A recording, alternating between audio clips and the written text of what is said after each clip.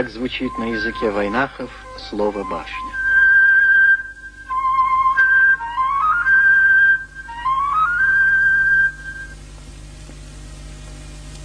Краем башен и легенд называют Чечено-Ингушетию. Суровые и молчаливые ущелья и сегодня гордо хранят память о событиях многовековой давности. Много горя, крови и страданий видели они. Яростные штурмы чужеземцев, коварные набеги междоусобиц. Люди уходили в эти труднодоступные ущелья, ограждая себя от врагов цепью башен и крепостей. Они поднимались все выше и выше в горы, к самым неприступным вершинам. Дальше было только небо.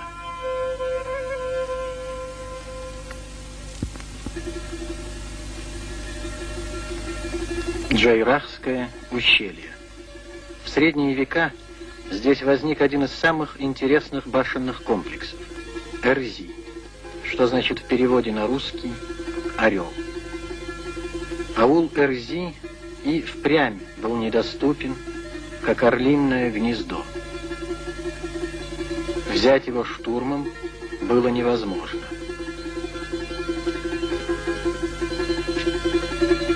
Крепкие стены, лабиринты узких улочек, боевые башни надежно защищали весь аул.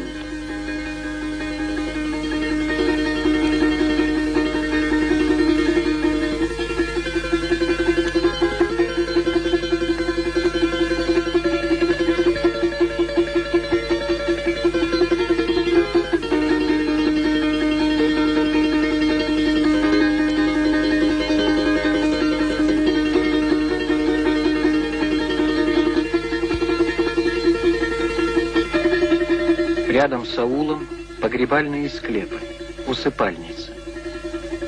В последний путь покойника снаряжали всем, что могло пригодиться ему в иной жизни. Но есть склепы, в которые уходили заболевшие, чтобы не подвергать опасности других. Здесь же коновязь верного коня.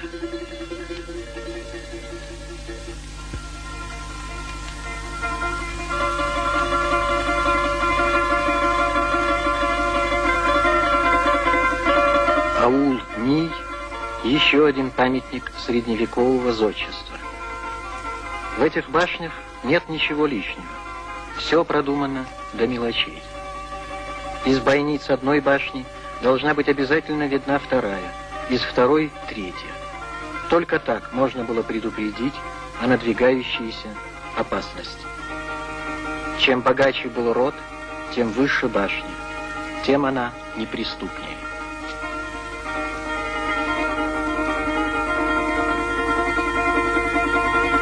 Горцы строили башни искусно и прочно.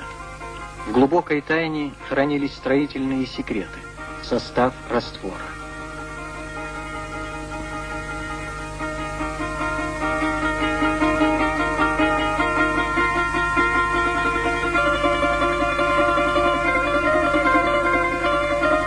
В XII-XIII веках горцы обходились без раствора, тщательно подгоняя друг к другу камни, подобные египетским пирамидам.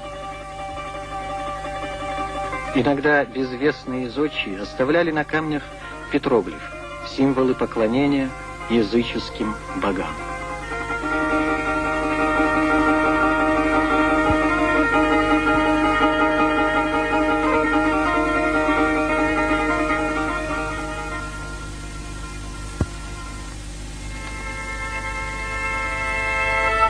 Крупнейший архитектурный ансамбль аул Эгикал.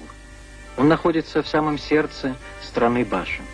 В Средневековье взоры всех горцев были обращены к нему.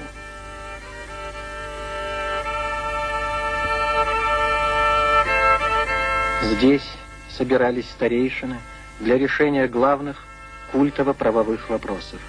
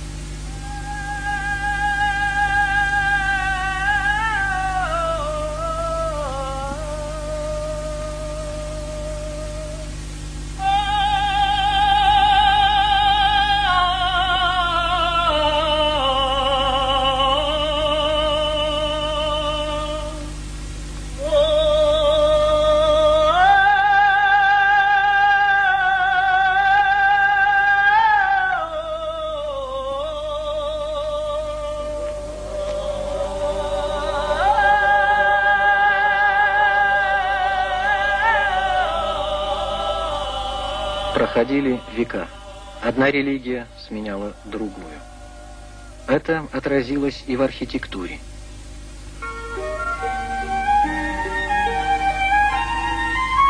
Храм Тхаба-Йорды.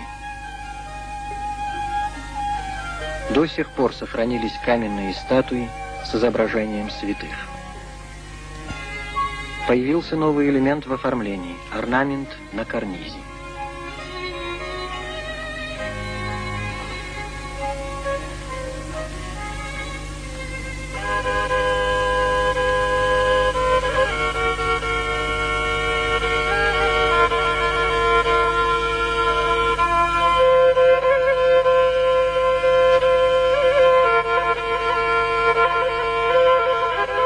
Асинское ущелье. Здесь расположился еще один башенный комплекс – Таргин.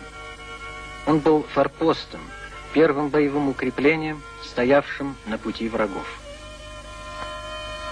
До наших дней дошла легенда о строительстве башен.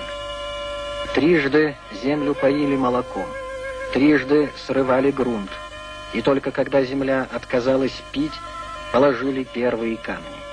8 огромных гранитных глыб, образующих углы башни. И был каждый камень ценою равен быку, а весом 8 быкам. Их привезли с вершины горы, взявшие из-под голубого льда. Каждый камень везли 12 быков, ломая копыта от напряжения.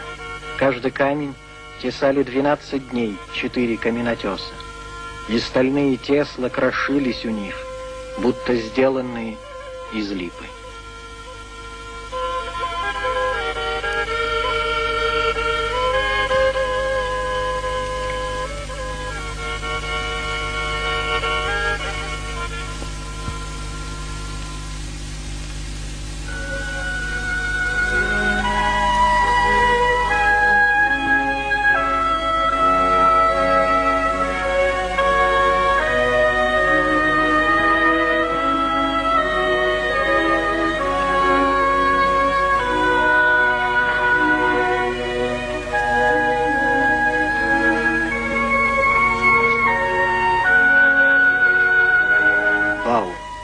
Так звучит на языке вайнахов слово «башня». Сотни башен возвышаются в горах Чечено-Ингушетии, подпирая небо. Они как немые стражи ее истории. Сегодня в них никто не живет, но жизнь вокруг них продолжается.